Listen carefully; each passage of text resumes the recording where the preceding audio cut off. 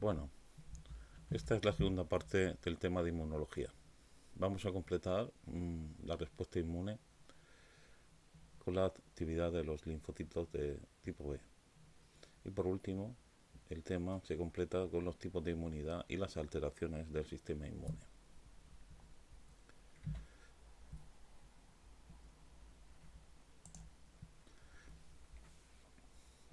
Como introducción, vamos a recordar que todos estos procesos que estamos viendo están relacionados con un sistema muy desconocido que tenemos en el cuerpo, que es el sistema inmunitario. Aquí en la diapositiva podéis ver pues, los principales órganos del sistema inmunitario. Muchos de ellos funcionan durante el desarrollo embrionario. El principal órgano linfoide es la médula ósea roja, que se encuentra pues, en los huesos, principalmente en los extremos de los huesos largos. Bien, en ellos, en los órganos primarios, pues se desarrollan y maduran las células principales de la sangre y por ello también las células principales del sistema inmunitario, el sistema inmune. En el timo, es un pequeño órgano que hay debajo del cuello, pues van a madurar los linfocitos de tipo T. Luego hay distribuidos por todo el cuerpo otros órganos, que son los secundarios, donde migran las células y se almacenan, ¿no?, a la espera de la llegada pues, de los distintos organismos patógenos y de los distintos antígenos que puedan invadir el cuerpo.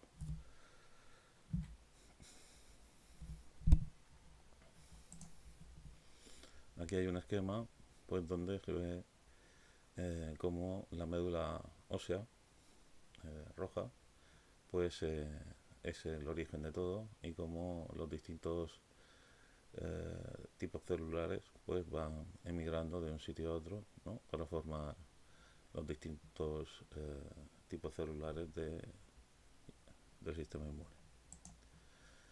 Bueno, en el tema anterior entramos directamente a ver la respuesta inmune celular y pasamos de largo con las definiciones de la respuesta inmune. Bueno, aquí retomo esto, que incluiría también a los linfocitos T y que es bueno repasarlo. Bueno, la respuesta inmune se diferencia de la respuesta inespecífica porque es una respuesta hecha a medida, ¿no?, para cada uno de los antígenos o sustancias extrañas que puedan invadir el cuerpo, ¿sí? O también contra antígenos pues, que puedan encontrarse en el interior del organismo. Normalmente pues se define como el mecanismo de proliferación y maduración de los linfocitos para neutralizar cualquier agente externo, ¿no? Y a diferencia de la respuesta inespecífica, pues es justamente esa especificidad la principal característica. Es decir, que es pues una respuesta hecha a medida contra el específico que reconoce. Luego también, otra característica, que son capaces de reconocer lo que es propio de nuestro cuerpo de lo que no es propio. Ha habido durante nuestro desarrollo una tolerancia de nuestras células que las diferencia de las que han de entrar luego en el futuro. Y por último, la memoria, pues que lo hace al sistema inmune muy eficiente, del hecho de que si se pone en contacto con un antígeno, con un microbio una vez, pues recuerda eh, a ese microbio, de manera que si entra una segunda vez, pues tenemos más facilidad para acabar con él, ¿no? Y esto pues se utiliza pues tanto en nuestra defensa como en medicina, en la fabricación de vacunas. Bueno, si pasamos ya a lo que es la respuesta inmune humoral, eh, esta respuesta pues está basada en los linfocitos B, las células plasmáticas, que son células que se forman a partir de los linfocitos B cuando se activan, y estas pues fabrican pues los anticuerpos, que son proteínas de defensa que se liberan en la sangre y en los tejidos, ¿no? Por eso lo de humoral significa líquido. Bien, aquí en esta diapositiva pues he tratado de resumir un poco cómo se activan los linfocitos B. Es decir, los linfocitos B se activan de forma diferente a los linfocitos T. Tienen como dos vías. Una que es parecida a los linfocitos T, que es la que viene aquí, la primera, en la opción A, donde utiliza los macrófagos, ¿no? Los macrófagos, como siempre, se comen a los microbios o a cualquier partícula, la digieren y ciertas partes las presentan en superficie junto al complejo mayor de histocompatibilidad. Vienen los linfocitos T4 de ayuda, ¿m? Solo se unen ahí los que específicamente se pueden unir por los receptores, ¿no? Eso es parte de la especificidad de la respuesta. Y ellos, una vez activados los clones que solo son capaces de unirse a ese tipo de macrófagos, pues eligen eh, mediante sus receptores aquellos linfocitos B específicos contra ese antígeno. Bien. Una vez que lo han hecho, pues ese linfocito B activado pues se va a empezar a multiplicar por mitosis, creando ahí miles de células.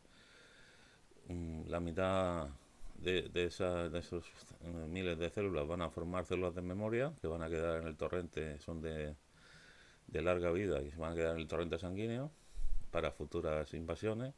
Y la otra mitad van a formar células plasmáticas que van a desarrollar un retículo endoplasmático rugoso más abundante y que van a empezar a formar anticuerpos contra ese antígeno, contra ese patógeno, ¿no?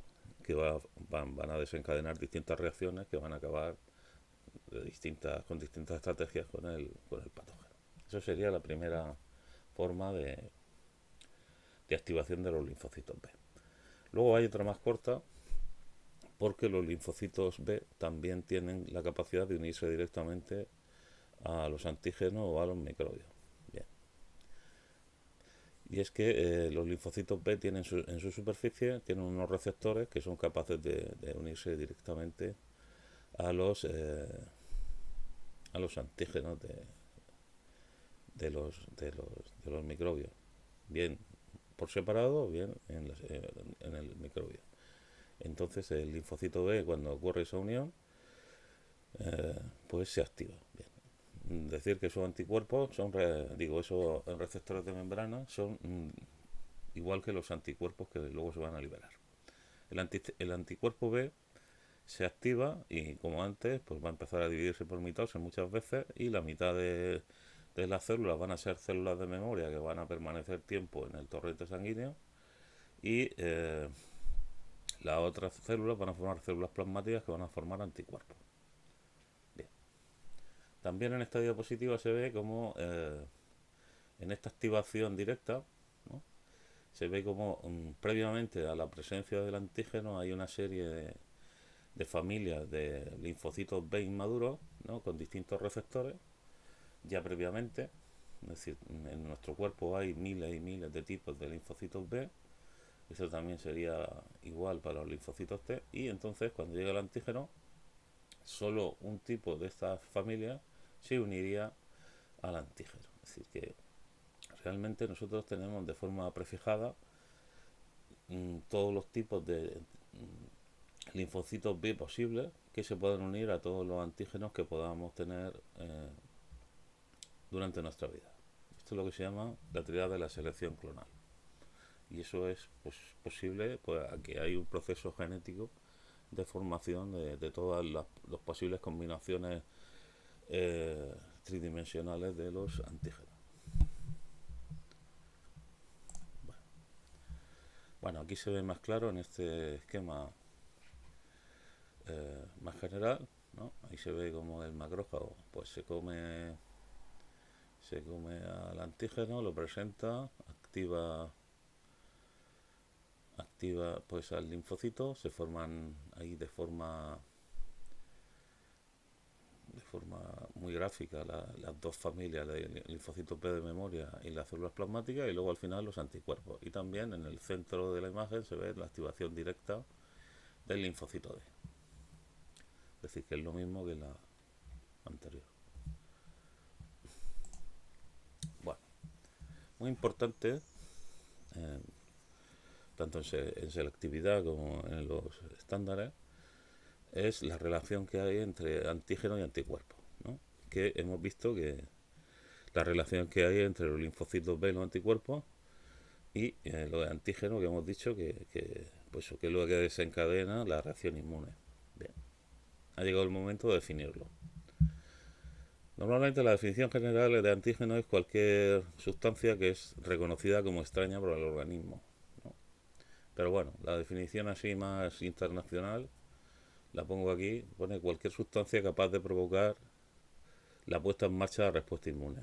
Es decir, que o la fabricación de linfocitos T o linfocitos B. Y suelen ser pues proteínas o polisacáridos con una determinada estructura espacial. El antígeno normalmente pues tiene una estructura espacial más o menos grande, pero suele ser una pequeña zona la que determina el que se active el anticuerpo y produzca pues, el anticuerpo o el linfocito y desencadene toda la reacción inmune. Eso es lo que se llama epitopo determinante antigénico. Y un microbio puede tener varias zonas que desencadenen esa reacción, ¿no? Es decir, que hay microbios que tienen un solo punto, ¿no? Que son antígenos univalentes, y luego hay otros bacterias que tienen más de uno y pueden unirse en varios puntos a los anticuerpos. También viene aquí un esquema donde se ve la unión entre el antígeno, que tiene esta forma así irregular, y luego la zona de unión del anticuerpo. Vale, luego se verá. Una pregunta que sale mucho es la estructura del anticuerpo. Es muy común, ¿no? Bueno, este es el esquema que viene en los apuntes, pero bueno, es muy artístico. Pero bueno, aquí en lo que es el texto viene muy bien, pero el dibujo lo han puesto muy artístico este año. Vienen ahí una serie de cosas en color, pero quizás convenga repasarlo bien. Es decir, la molécula tiene es una gamma globulina, es decir, que una heteroproteína, porque tiene glúcido y parte aminoácidica. También se le llama inmunoglobulina. Tiene estructura cuaternaria también. Y tiene 4 cadenas polipeptídicas. Esto sí nos interesa, ¿no? En el centro tiene 2 cadenas más largas, que están aquí de color azul, y 2 cadenas más cortas que están por la parte de fuera. Las cadenas más largas se llaman cadenas pesadas, y las 2 de fuera cadenas ligeras. Y están unidas por enlaces covalentes de tipo disulfuro, formando como una Y. Bien. Decir que esto es un tipo de anticuerpo, porque hay varios tipos, y este es el de tipo G, aunque también hay otros como el E, que también tiene esta estructura. Luego también puedes decir que toda la parte de abajo y la mitad de los brazos de la I, ¿no? Que aquí pues está muy bonito, pero decir que de lo azul o de lo oscuro hasta sería la región constante, y luego la parte final de arriba sería la parte variable. Yo he puesto ahí una flechita. Bien, porque eso es así. Es decir, la parte constante es común a todos los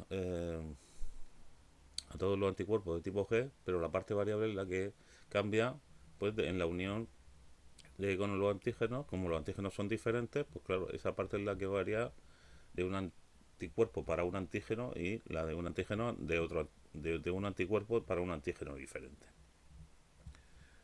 ¿Vale? También nos pone aquí que la parte constante, por la parte de abajo está el extremo C terminal, y en la parte de arriba está el N-terminal. Bueno, como veis, esto todo en el dibujo, que es muy bonito, no viene. Pero bueno. Sin embargo, en la página siguiente, que es más feo que el que solíamos utilizar eh, años anteriores, pues viene todo. Aquí lo pongo. Ya que cada uno, este es más fácil de dibujar. También viene lo de la zona de bisagra, la que permite que esto bascule en la unión. Bueno, este, como digo, es el G y el E. Y este de aquí, que no voy a pedir que lo dibujéis, pero bueno, aparece en los apuntes, que es el M, que es el que aparece en la leche, digo la leche que os dieron. Aparece en la primera, cuando se produce una infección, es el primero que forma el cuerpo. Bueno, esta es la estructura y, como digo, una pregunta tipo de este bloque. Bien. Normalmente, pues, el anticuerpo pues se une a los antígenos mediante una reacción pues reversible, mediante enlaces débiles, ¿no?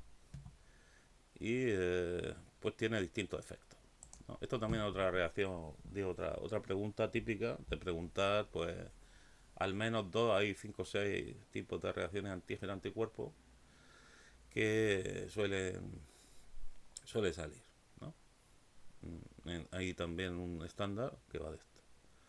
Entonces, por ejemplo, una, la neutralización, es decir, que una manera de acabar con la actividad de los microbios es decir, lo que es la patogenicidad o la toxicidad de los virus y de las bacterias, es la capacidad que tienen de unirse a nuestras células mediante sus receptores o mediante toxinas que tienen en su superficie. Entonces, lo que ocurre con los anticuerpos es que se unen a esos sitios y bloquean. Aquí se ven las tres cosas, ¿no? Se unen al virus impidiendo que se unan a las células, se unen a toxinas que ha soltado la bacteria impidiendo que no hagan daño, o se unen directamente a la bacteria impidiendo su acción. Luego tenemos aglutinación.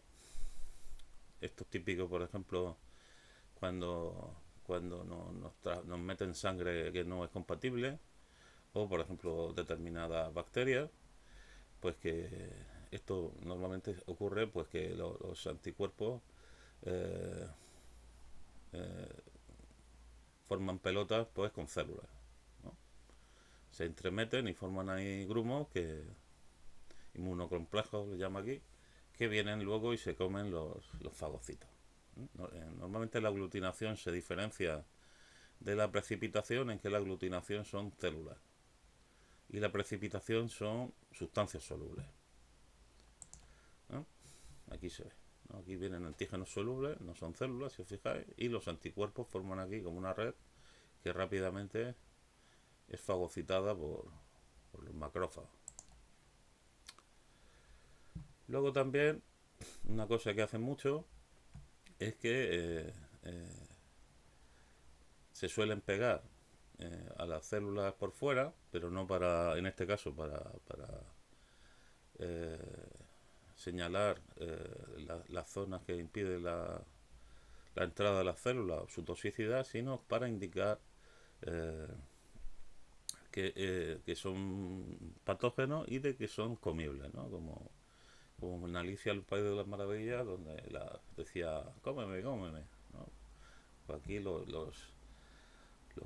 que hacen los anticuerpos es decirle a los fagocitos que esos son sitios de que hay que comerse. La ozonización. El 5 es que ya vimos al principio, ¿no? En las zonas inespecíficas de defensa, que el complemento se podía activar de forma inespecífica. Pero bien, aquí la unión, si os fijáis aquí en este esquema en inglés, es que la unión de antígeno-anticuerpo también puede activar la ruta del complemento. Entonces se pone en marcha toda la cadena de reacciones en cascada, y la consecuencia es de que la célula microbiana pues sufre pues la perforación de la membrana plasmática, y normalmente pues eso produce la explosión de la célula. Vale. Con eso terminamos las reacciones de antígeno-anticuerpo. Y también con esto lo que sería todos los sistemas de defensa de, pues del cuerpo humano. Bueno, ahora queda, por así decir, como el capítulo final, donde vamos a hablar de, pues, de los tipos de inmunidad y de las enfermedades del sistema inmunitario. Bueno,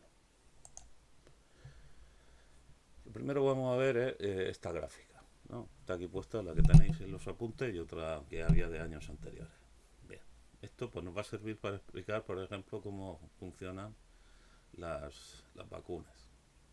Es decir, normalmente cuando hay enfermedades que no nos enfrentamos igual, mmm, cuando, cuando la pasamos por primera vez o cuando al cabo de un tiempo, de unos años, la sufrimos por segunda vez, ¿no?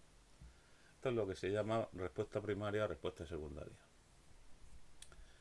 Entonces, aquí, si os fijáis, pues, pues la que tenéis en los apuntes, se ve que, por ejemplo, la gráfica es más plana y la segunda es más alta. Bien. Básicamente lo que se ve ahí es de que se tarda más tiempo en que empiecen a producirse anticuerpos o células T, ¿no? Esa primera gráfica está más actualizada porque habla también de células T. Eso es porque hay más retraso en la formación de esas células inmunitarias. ¿Mm? Eh, se forman al final. Fijaros que se forman IG de tipo M, ¿eh? Y finalmente se produce pues, una bajada cuando ya pues, se sana, ¿no? Se recupera el organismo. Bien. En la segunda gráfica se ve que hay una fase de latencia más corta, ¿eh? Debido a que hay algo dentro de nuestro organismo que hace que nos recuperemos más, que nos recuperemos, ¿no? Que empecemos a defendernos mucho antes. Y el pico de formación de células inmunitarias pues se eleva, se forma muy rápido, exponencialmente mucho más rápido y en mucha más cantidad. Todo eso es debido a que en nuestro cuerpo lo que hay es células de memoria, tanto de tipo B como de tipo T. Y también llama la atención de que los anticuerpos, en este caso, son de tipo G. Bien. Está claro que lo que aquí demuestra nuestro cuerpo es que lo que hay es una capacidad de responder con mucha efectividad y con mucha más rapidez después de haber experimentado una presencia anterior. Bien, esto pues los médicos pues, se descubrió y esto se aplica en medicina y ha salvado millones de vidas en el mundo. Bueno, la gráfica de al lado pues más o menos es equivalente, lo único que habría que cambiar es lo de concentración de anticuerpos en el eje de ordenadas y poner ahí también y células T.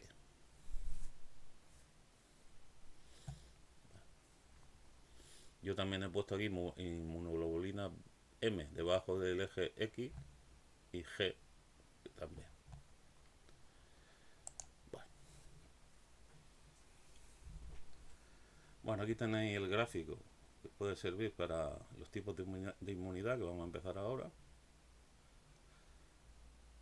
Pues que pueden ser congénitas, que es decir, que genéticamente desde que nacemos lo tenemos, o adquiridas, ¿no? Activas, que la produce el organismo, ¿no? De forma activa, y pasiva de que porque se le ayuda y el organismo no hace nada. Bien. Esto lo vamos a pasar rápido, aquí he transmitido un poco gráficos que tenéis en los apuntes. La inmunidad natural, por ejemplo, la activa es que pasas una enfermedad y hay muchas enfermedades que te permiten ya te permiten una inmunidad para toda la vida, ¿no? Hay enfermedades, por ejemplo, el sarampión, si tienen la mala suerte de pasarla, pues ya no la pasa otra vez. Hay enfermedades pues que tienen una falsa inmunidad, ¿no? Luego, por ejemplo, pasivamente, por ejemplo, pues está demostrado que que la leche materna pues te proporciona pues inmunidad, ¿no? Eh, ¿no? Tu madre te pasa anticuerpos como por la leche, pero eso es pasivo. Inmunidad artificial activa pues sería vacunarte, ¿no? Te meten antígenos, microorganismos muertos, etcétera, eh, y tu cuerpo pues reacciona y crea la defensa.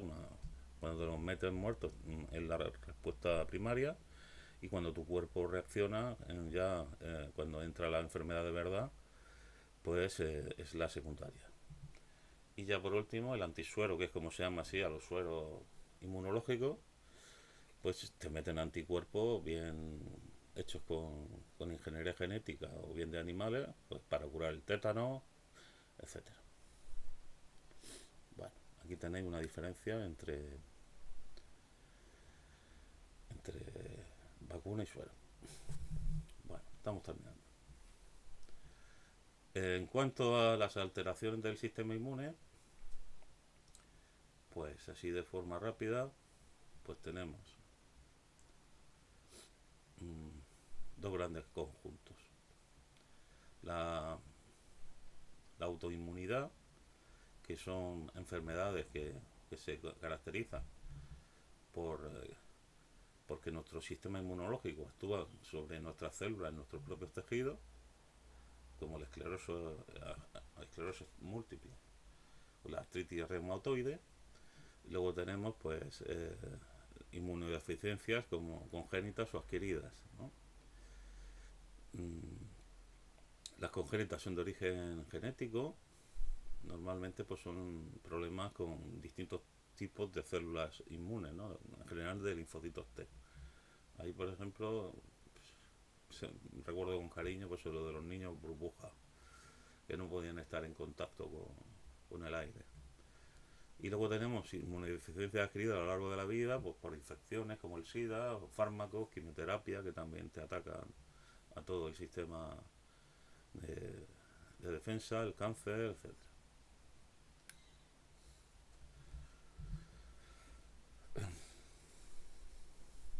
La alergia normalmente es parecido a una autoinmunidad, pero bueno, no tiene por qué ser. También está relacionado con el estrés, con muchas cosas. Y bueno, aquí os lo he puesto más, viene como tenéis ahí los apuntes, pero viene más especificado. Es la respuesta exagerada ante un antígeno que normalmente no es peligroso, ¿no? Que es lo que se llama alérgeno. Es decir, hay personas porque a lo largo de la vida pues se vuelven sensibles o que genéticamente tienen esa alergia. Entonces, básicamente, lo que ocurre es una reacción inmunitaria típica, ¿no? Es decir, típica pero desmesurada. Es decir, el macrófago se come al alérgeno, lo presenta en su membrana, los linfocitos T4 de ayuda lo reconocen, se lo presenta a los linfocitos B, pero a partir de aquí ya la cosa ya se desparrama. Los linfocitos B empiezan a formar anticuerpos de tipo E, esto ya es raro, que son los de la alergia, y se lo colocan en la superficie de los mastocitos o células cebadas y basófilas, ¿no? Entonces, eso sería la fase de sensibilización. Cuando, cuando entra por segunda vez el alérgeno, pues ya empieza la reacción alérgica. Entonces, el alérgeno al unirse a los mastocitos o los basófilos, pues libera la histamina. Y entonces, pues ya el individuo sufre picor y dermatitis, diarrea si es un alimento el alérgeno, mucosidad, si entra en la sangre la histamina le baja la tensión, si llega al aparato respiratorio tiene asma y dificultad respiratoria, y si todo esto ya se vuelve por todo el cuerpo, ya lo que tiene es un shock anafiláctico que le puede llevar a la muerte.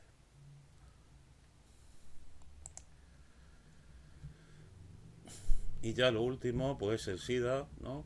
Ya sabéis que el virus ataca al sistema inmunitario, a las células T4 de ayuda o helper, Y bueno, es una enfermedad pues, que, pues, se contagia por, pues, ya sabéis, ¿no? Por las vías y que deja al cuerpo pues sin defensa, ¿no? Y pues tiene la entrada, ¿no?, libre para muchas enfermedades oportunistas, ¿no? Es decir, que tuberculosis, toxoplasmosis, diarreas, demencia, neurosis, hongos como el de la candidiasis, múltiples cánceres, sobre todo el sarcoma de Kaposi en la piel, neumonías, etcétera.